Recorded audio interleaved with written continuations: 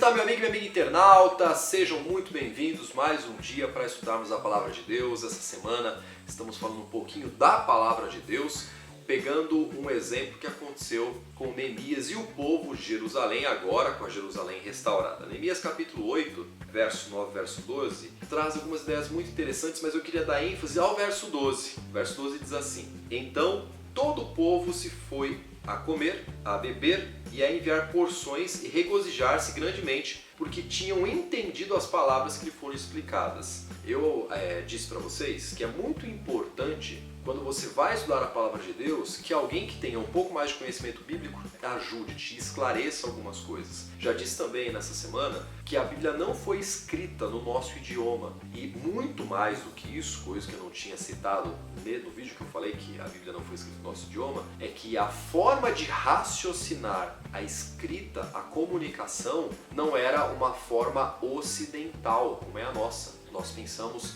de forma ocidentalizada, se eu posso dizer assim. A mentalidade bíblica era uma mentalidade oriental. Então há muitas situações que são melhores compreendidas à luz da cultura local. É óbvio que a Bíblia foi escrita para abranger todas as pessoas, acima de qualquer cultura. A Bíblia ela é acultural, ela não é culturalizada. Entretanto, como muitas situações foram de exemplificação para o povo daquela época, daquela circunstância, muita coisa foi escrita tendo isso em vista. Então nós precisamos entender a mentalidade daquela época, entender a mentalidade oriental, para que a gente consiga de fato entender o que está acontecendo. Senão a gente coloca uma aplicação ocidental para algo que é oriental, aí fica um pouco complicado, fica um pouco difícil. Não é o melhor caminho esse tipo de compreensão. E aqui nós temos o relato de que as pessoas ficaram aliviadas, elas ficaram felizes quando compreenderam aquilo que estava sendo dito da palavra de Deus.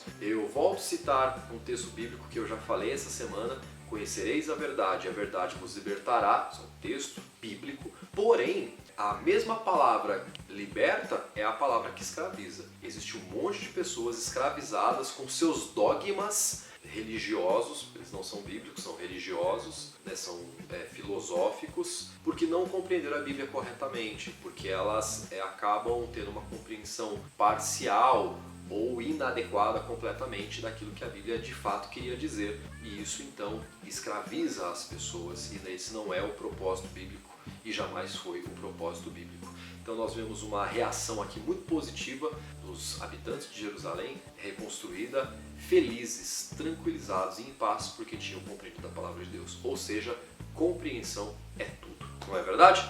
Bom, eu vou ficando hoje por aqui. Grande abraço para você, a gente se encontra amanhã.